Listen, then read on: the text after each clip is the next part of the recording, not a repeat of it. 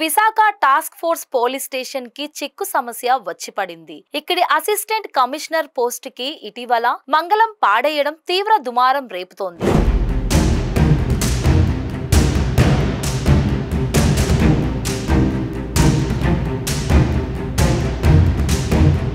ప్రస్తుతం ఇక్కడ ఇద్దరు సర్కిల్ ఇన్స్పెక్టర్లు పర్యవేక్షణలో ఒక ఎస్ఐ 17 మంది కానిస్టేబుల్లు పనిచేస్తున్నారు. ఇప్పటికే టాస్క్ ఫోర్స్ తగ్గింది అనుకుంటున్న తరుణంలో ఏసీపీ పోస్టు రద్దు చేయడం పోలీస్ శాఖలో చర్చనీయాంశం అయింది. విశాఖ నగర పోలీస్ శాఖలో టాస్క్ ఫోర్స్ స్టేషన్ ఎంతో కీలక పాత్ర పోషిస్తుంది. కాస్మోపాలిటన్ సిటీగా అభివృద్ధి చెందుతున్న విశాఖ నగరంలో నేరాలు, అసాంఘిక కార్యకలాపాలు రోజురోజుకి పెరిగిపోతున్నాయని సర్వత్రా ఆందోళన వ్యక్తమవుతోంది.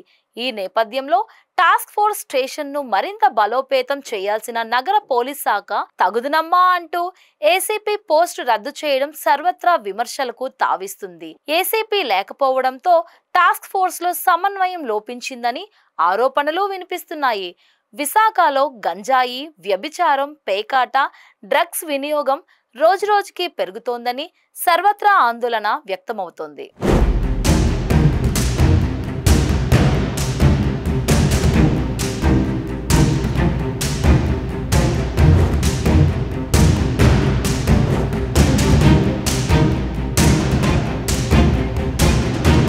ఒకప్పుడు టాస్క్ ఫోర్స్ అంటే ఎంతో హడల్ అన్నట్టుగా ఉండేది. రౌడీ షీటర్లు తోక ముడిచేవారు, ఏవ్ టీజర్లు ఆమడ దూరంలో ఉండేవారు, శాంతి భద్రతలు అదుపులో ఉండేవి. ఇదంతా ఇప్పుడు గతం అన్నట్టుగా ఉంది. ఇక 2023లో మాత్రం అక్షరాల 357 కేసులు, 2024లో 451 కేసులు మాత్రమే నమోదు అయ్యాయి. ఈ కేసుల నమోదు కూడా ఇన్ఫార్మర్ల పుణ్యమే అంటే అతిశయోక్తి కాదు. ఎక్కువగా గంజాయి కేసులు మాత్రమే నమోదు అవుతున్నాయి. ఇక నగరంలో గంజాయి సేవనం, అమ్మకాలు సంగతి చెప్పనవసరం లేదు. Railway station, Gnanapuram, old town, NAD, Pedajalaripeta, Arilova, Madhurawada తదితర ప్రాంతాల్లో గంజాయి వినియోగం, విక్రయాలు జోరుగా సాగుతున్నా అడ్డుకున్న నాదుడే కరువయ్యాడు. కొద్ది సంవత్సరాలుగా వ్యభిచారం కేసులు నమోదు కావడం లేదు. అంటే పూర్తిగా అరికట్టారనుకుంటే పొరపాటే. పలు హోటల్స్, లాడ్జీలలో రోజు దర్జాగా వ్యభిచారం జరుగుతుందన్నది బహిరంగ రహస్యమే. తెర వెనుక ముడుపుల బాగోతం వల్లనే పోలీసులు ఇటువైపు కన్నెత్తి చూడలేని పరిస్థితి నెలకొందని పలువురు ఆరోపిస్తున్నారు. ఇంకా పలు కేసులు పట్టుకున్నా సరే రాజకీయ నాయకులు ఒత్తిళ్లు కూడా టాస్క్ ఫోర్స్ చేతులు కట్టేసేలా చేస్తున్నాయని జోరుగా ప్రచారం సాగుతోంది.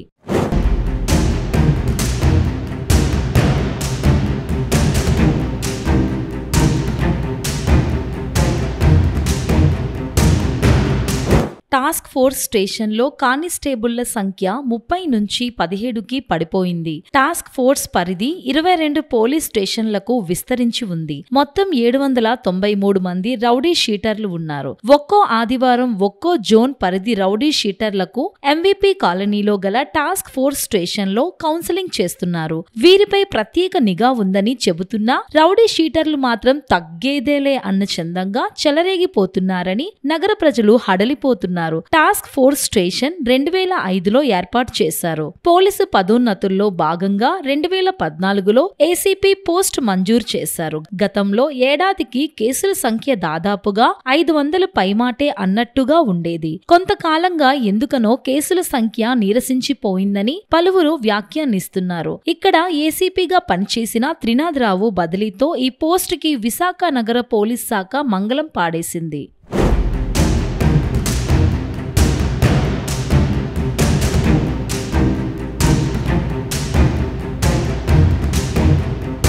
నగరంలో టాస్క్ ఫోర్స్ నమోదు చేసే కేసుల సంఖ్య మాత్రమే తగ్గింది. అలా అని నగరంలో నేరాలు జరగడం లేదనుకుంటే పొరపాటు పడినట్టే. చిన్న పెద్ద నేరాలు బాగానే జరుగుతున్నాయి. మరి టాస్క్ ఫోర్స్ ఏం చేస్తుందనుకుంటున్నారా? ఫిర్యాదు వస్తే చూద్దాంలే అన్న నిర్లక్ష్య ధోరణి నేరగాళ్లు రెచ్చిపోయేలా చేస్తుందనడంలో సందేహమే లేదు. ఇక గత ప్రభుత్వం ఎంతో ఆర్భాటంగా ఏర్పాటు చేసిన సచివాలయాల్లోని మహిళా పోలీసుల సాయం తీసుకుంటే ఒట్టు. ప్రతి 2,000 మంది జనాభాకి ఒక సచివాలయం ఉంది. మరి మహిళా పోలీసుల ద్వారా అసాంఘిక కార్యకలాపాల సమాచారం తీసుకోవడంలో టాస్క్ ఫోర్స్ ఎందుకనో విఫలమవుతోందనే చెప్పాలి. సచివాలయాల ద్వారా నిఘా వ్యవస్థను ఏర్పాటు చేయాలన్న తలంపే టాస్క్ ఫోర్స్ అధికారులకు లేకపోవడం సర్వత్రా విమర్శలకు తావిస్తుంది. కాగా ప్రస్తుతం టాస్క్ ఫోర్స్ నగర పోలీస్ కమిషనర్ సంకబ్రత బాగ్చి పర్యవేక్షణలో డిప్యూటీ పోలీస్ కమిషనర్ అజిత్ వేజిండ్ల